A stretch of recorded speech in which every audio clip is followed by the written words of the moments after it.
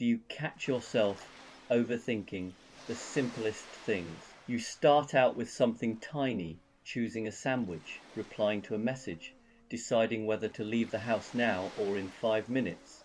And before you know it, you're deep in analysis, weighing options that don't really exist. You stand there genuinely considering all the possible outcomes, as if the future depends on whether you choose white bread or brown.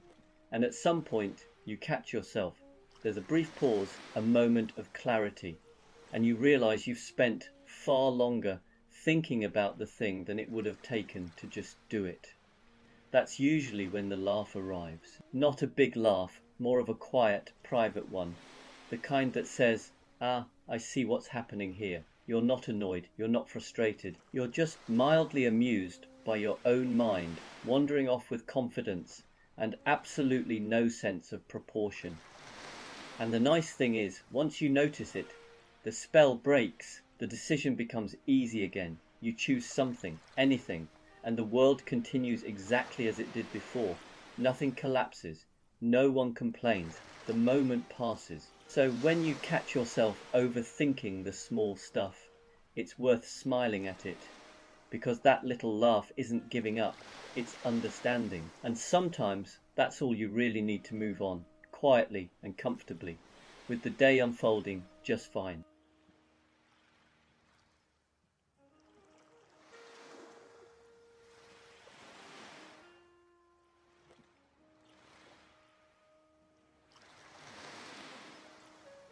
There's a moment in life when bedtime quietly shifts. No announcement, no discussion, no dramatic decision. It just happens earlier than you expect. One day you're someone who stays up late because you can, and the next you're glancing at the clock and thinking, well, that's probably enough for today. What's interesting is how reasonable it feels. There's no rebellion, no sense of missing out. You're not tired in a dramatic way, you're just done. The day has had its say, and you've listened politely. Even the idea of staying up feels like unnecessary effort, like insisting on dessert when you're already perfectly content. You start planning evenings differently without quite realizing it. Films get paused halfway through with the calm confidence that they'll still exist tomorrow. Books fall gently onto the bedside table instead of being finished. There's a quiet satisfaction in knowing you don't have to push yourself anymore. You've earned the right to stop. And the best part is the morning, waking up earlier, doesn't feel like punishment. It feels spacious. There's time for tea, for sitting quietly, for easing into the day without rushing. You realize that the earlier bedtime wasn't about getting older. It was about choosing peace over resistance. So when you find yourself heading to bed earlier than you once would have, don't fight it.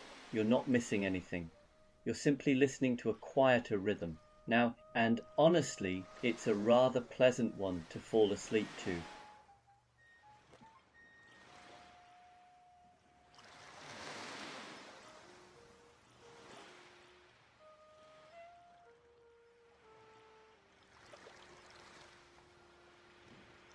There's a quiet moment that sneaks up on you at some point in life, when you realize you've picked something up again that you once put down for good, a hobby, something you were absolutely certain you'd outgrown, not abandoned temporarily, finished with. Maybe it's an old book or a bit of music you haven't listened to in years. Maybe it's something you haven't even thought about for decades. You don't make a big decision about it, you just find yourself doing it, almost by accident, and wondering why you ever stopped. What's different now is the pace. You're not trying to be good at it. You're not trying to turn it into anything. You're just enjoying the shape of it, the familiarity, the feeling of your hands remembering what to do before your head catches up. It's strangely comforting, like meeting an old friend and realizing you don't need to impress each other anymore. And there's no urgency, no sense that it has to lead anywhere. If anything, the joy comes from knowing it doesn't. You can put it down again tomorrow and pick it up next month, and it'll still be there, patient, unbothered. It's a small reminder that not everything in life needs to move forward. Some things are happy to wait for you to come back, quietly, when you're ready. And when they do, they fit into your life in a way they never quite did the first time around.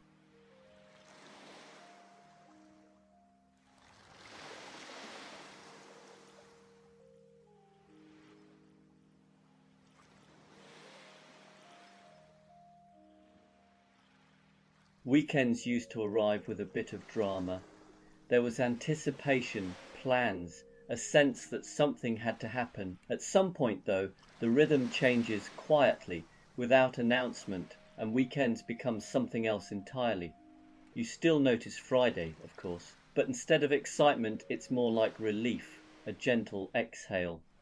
The weekend isn't a blank canvas anymore. It's a softer version of the week, familiar, predictable, comforting. Saturday mornings arrive earlier than they used to, often without effort. You wake up naturally sometimes before the alarm, and there's a brief moment of confusion before you remember there's nowhere you have to be, and somehow that's better than sleeping in ever was. You find yourself doing small, unremarkable things, a bit of tidying, a slow cup of tea, maybe a walk that has no real destination. There's no rush to make the most of it. The enjoyment is quieter now, tucked into the spaces between tasks, and then Sunday comes along carrying that familiar feeling that used to mean dread. But even that softens with time. It becomes more about easing into the week than resisting it. You prepare gently, you put things in their place, you wind down without fighting the clock.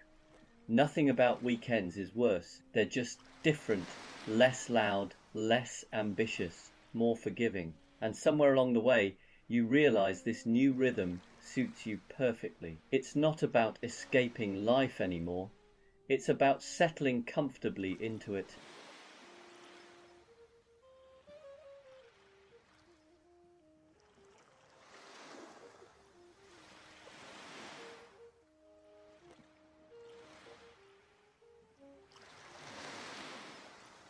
There's a particular kind of joy that sneaks up on you as you get older, and it's not the big, dramatic kind, it's the joy of small improvements, the kind no one else notices, and honestly, you don't really want them to.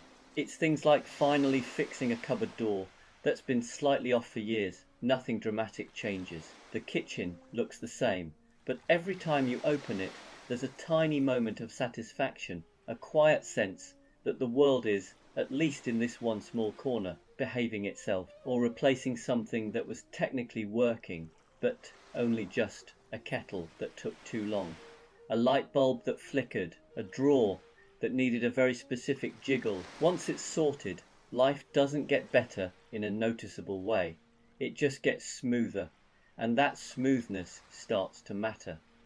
What's strange is how invisible these improvements are to everyone else. You don't announce them, you don't point them out, you simply enjoy them privately, like a small secret between you and your environment, a mutual understanding that things are now slightly improved. And the more of these tiny fixes you make, the calmer everything feels, not because anything big has changed, but because fewer things are quietly irritating you, fewer sighs, fewer eye rolls, fewer moments of mild resistance. So when you catch yourself feeling oddly pleased about a quieter hinge or a better fitting lid, don't dismiss it. That's not boredom, that's wisdom. It's the quiet joy of small, everyday improvements, the kind that make life feel just a little bit more settled, one unnoticed upgrade at a time.